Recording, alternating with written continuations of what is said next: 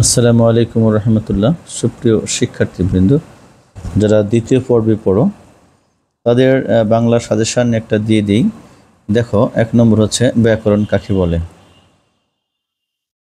বাংলা ভাষার ব্যাকরণ কাকে বলে, বাংলা ব্যাকরণে আলোচ্য বিষয় কয়টি ও কী কী।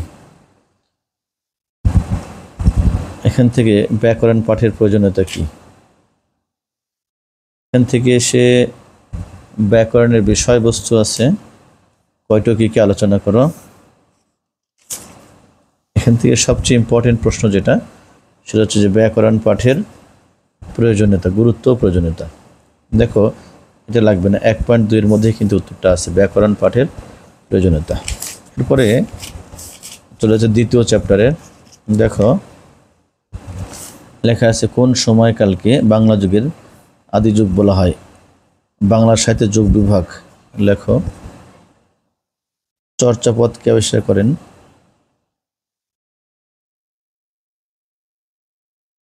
বাংলা ভাষার রীতি কয়টি। এখান থেকে চলে যাবা, দরকার নেই, এখান থেকে তোমরা সাধুচলিত পার্থক্যটা করে নিবা।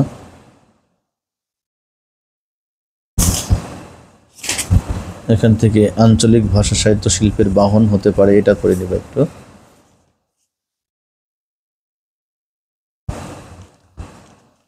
আঞ্চলিক উপভাষা কাকে বলে করতে পারো। এখান থেকে আমরা তেমন কিছুই না, শুধু সাধুচলিতের যে পার্থক্যটা সেটা সংক্ষিপ্তের মধ্যে আছে। এরপরে আমরা চলে যাচ্ছি পরবর্তী চ্যাপ্টারে। দেখো, ধ্বনি এবং বর্ণের মাঝে পার্থক্য আছে, নত্যবিধান আছে।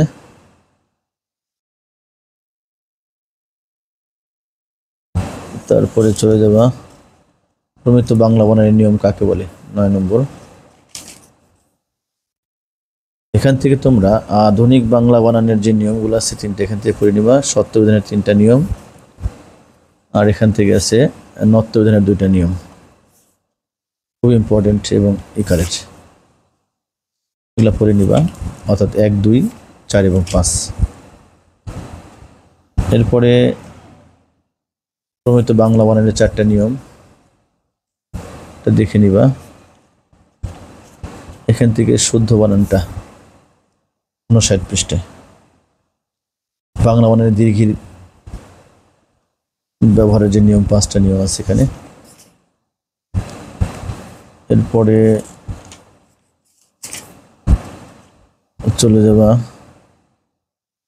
কোন কোন ক্ষেত্রে মধ্যাহ্ন হয় না, এরকম 2টা নিয়ম বা 3টা নিয়ম আসতে পারে। এরপরে সত্যবিধান আর নত্যবিধান, এখানে বাংলা একাডেমি কর্তৃক যে প্রমিত বাংলা বানানের নিয়মগুলো আছে, এই 3টা প্রশ্নের মধ্যে একটা প্রশ্ন থাকবে, ধরে নাও।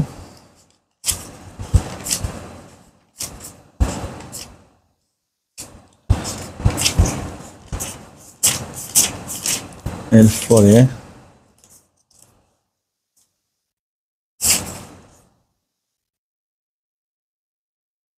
যৌগিক শব্দ কাকে বলে, সমর্থক শব্দ কাকে বলে। সমচারিতার মধ্যে একটা বেশি ইম্পর্টেন্ট, সমচারিতা শব্দটা। এখান থেকে পারিভাষিক শব্দ বলতে কি বোঝো।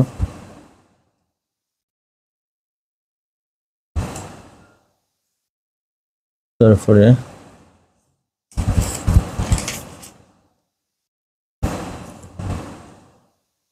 গঠনগত দিক থেকে শব্দ কত প্রকার ও কি কি।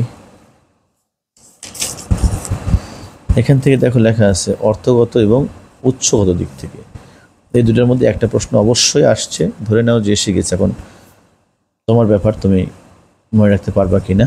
তবে বেশিরভাগ সময় উৎসগত পরীক্ষায় আসে, অর্থগত আসে, 2 থেকে একটা পরীক্ষা থাকবেই, কনফার্ম থাকো। এরপর আছে বাক্যতত্ত্ব। এখান থেকে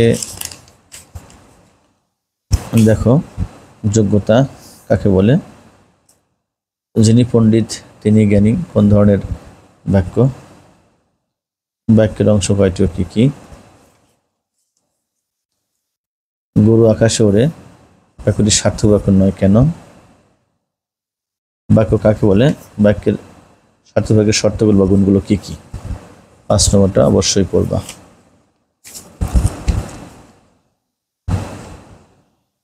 এরপরে